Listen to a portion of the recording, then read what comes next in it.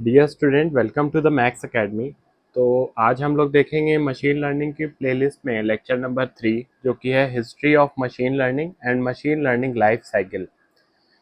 तो जैसा कि हम जानते हैं कि किसी भी सब्जेक्ट को पढ़ने से पहले हमें उसके फाउंडेशन की नीड होती है। What are the different foundations of that very particular subject, so that we can understand that what is the need to study that subject, कि हम समझ पाएँ कि उस सब्जेक्ट की नीड क्या है, क्यों हमें वो पढ़ना ज़रूरी है। ठीक है, तो मैंने यहाँ पे आपको देखो कुछ डिफरेंट डिफरेंट ईयर्स लिखे हैं: 1943, 1950, 1951, 1952, 1958, 1959, 1960 एंड सो ऑन।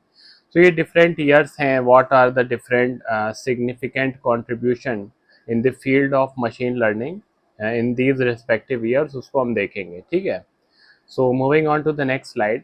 यहाँ पे देखते हैं हम सबसे पहले 1943 में Walter Pitts and Warren McCulloch ने first mathematical modelling of neural network publish किया था। ठीक है, to create an algorithm that mimics human thought process. तो what ever the human is being thinking about, उसको मिमिक करने के लिए मॉडल डेवलप किया गया था इन 1943। 1951 में अगर हम देखें तो Marvin Minsky and Dean Edmonds ने फर्स्ट एएनएन डेवलप किया था, जिसका नाम था SNARC. It has used around 3000 vacuum tubes, ठीक है, in order to simulate a network of around 40 neurons. 1951 के बाद अगर हम जाएं 1952 में, तो Arthur Samuel develops checker playing program. ठीक है, world first self learning program to play the game. 1950 को मैंने थोड़ा साइड में लिखा है because it is being special for the machine learning. In this year, Alan Turing publishes The Computing Machine and Intelligence, which has opened the door of AI, the door of artificial intelligence. In 1958, Frank Rosenblatt developed the perceptron, an early ANN that can learn from the data. And in 1959, A. Samuel coins term machine learning. ठीक है, 1959 में term machine learning जो है वो coin हुआ था। And in 1960, James Adam construct the Stanford car to support his research in controlling a remote vehicle using video information. So these are the brief glimpse about the history of the machine learning. We can also continue in the same manner. अगर मैं 1960 के बाद 1970 में जाऊँ, तो वहाँ पे हमारे पास the ability of machines to make decisions on their own was made possible. अगर मैं 1980 में जाऊँ, तो वहाँ पे companies adopted the machine learning system. 1990 की बात करें तो IBM has showcased how AI could solve complex problems. In year 2000, an autonomous car by Google with the help of AI and ML was there. In 2010, market of AI has been expanded, and from 2022 till date, wider usage of artificial intelligence in financial transactions and personalized shopping experience has been experienced. ठीक है, तो different years में different हमारे पास चीज़ें थी जो related with the machine learning थी। So moving on to the next, हम देखते हैं हमारा नेक्स्ट टॉपिक है मशीन लर्निंग लाइफ साइकिल। तो जो लाइफ साइकिल है मशीन लर्निंग की, it goes through different stages. तो पहला स्टेज है हमारे पास problem definition, the next one is the data collection, उसके बाद हमारे पास data cleaning and pre processing है, EDA है जिसको कि हम एक्सप्लोरेटरी डेटा एनालिसिस बोलते हैं। Then we have feature engineering and selection, then we have model selection, model training, then we have model evaluation and tuning, then model deployment, then the last one is model monitoring and maintenance. It is somewhat similar to the software development life cycle. So what are the different stages through which a software goes on. ऐसे हम machine learning life cycle में देख रहे हैं कि जो भी data है जिसको हम हैंडल कर रहे हैं from the state of input to the state of output, so what are the different stages through which that data is being passed from, okay, और गो थ्रू। ठीक है, so moving on to the next slide, हमारा जो पहला state है वो problem definition है, जो हमारी हेल्प करता है the identification of the business problem में, कि हमारी बिजनेस प्रॉब्लम जो है वो आखिर है क्या। ठीक है, तो जो प्रॉब्लम हमें मिलती है यहाँ से, उस प्रॉब्लम को हम क्या करते हैं, फ्रेम करते हैं in which manner, in the comprehensive manner, ठीक है, डिटेल्ड मैनर कह लें, उसमें हम उसको फ्रेम करते हैं, ठीक है। कुछ एलिमेंट्स यहाँ पे इंपॉर्टेंट हैं, जैसे पहला हमारा प्रोजेक्ट ऑब्जेक्टिव्स होता है, जब what is the objective of the project, the next one is the what are the outcome which are being desired, and the last one is the scope of task, ठीक है। These stages are very crucial, so designing these stages is really careful work to do on, ठीक। अब next हम देखते हैं second हमारे पास है डेटा कलेक्शन, तो how to collect the data, ठीक है। तो gathering the raw data sets, जो भी रॉ डेटा सेट है उनको हम गैदर करते हैं, रॉ डेटा सेट्स को हम गैदर करते हैं in a systematic way we are gathering it, ठीक है। जहां हम लोग देखते हैं कि जो डेटा की क्वालिटी है या जो diverse nature of the data है, डिफरेंट काइंड ऑफ नेचर जो है हमारा, जिसको कि हम डाइवर्सिटी ऑफ द डेटा कहते हैं, वो प्रिजर्व है या नहीं, रेलिवेंस ऑफ द डेटा जो है वो हमारा प्रिजर्व है या नहीं।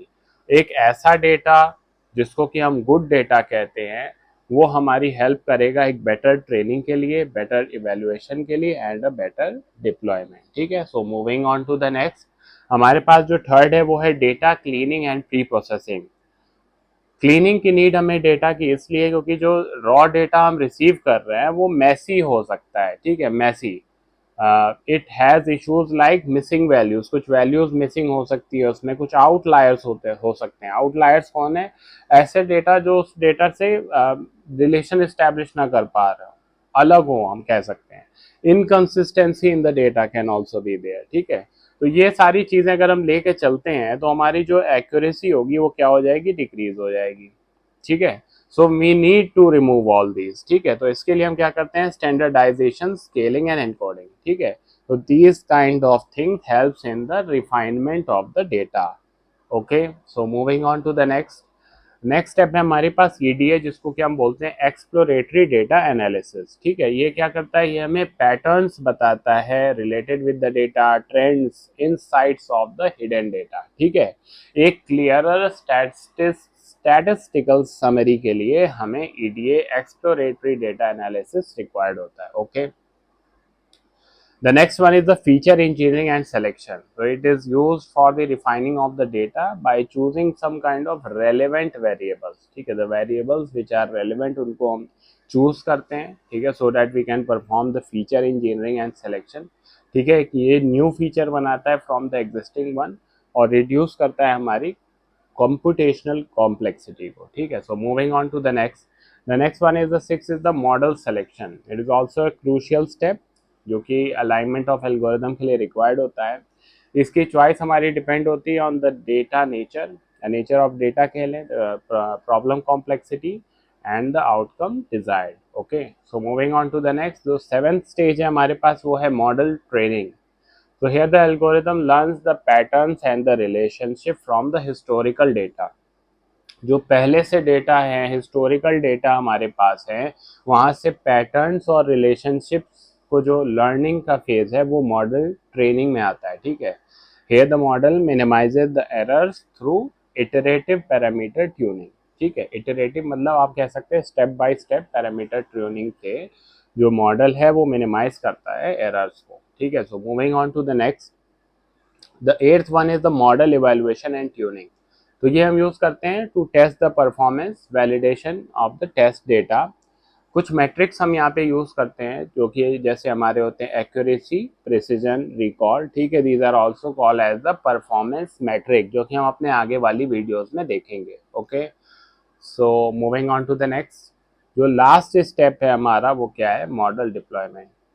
सो here the integration of the trained model into the real world system is happen.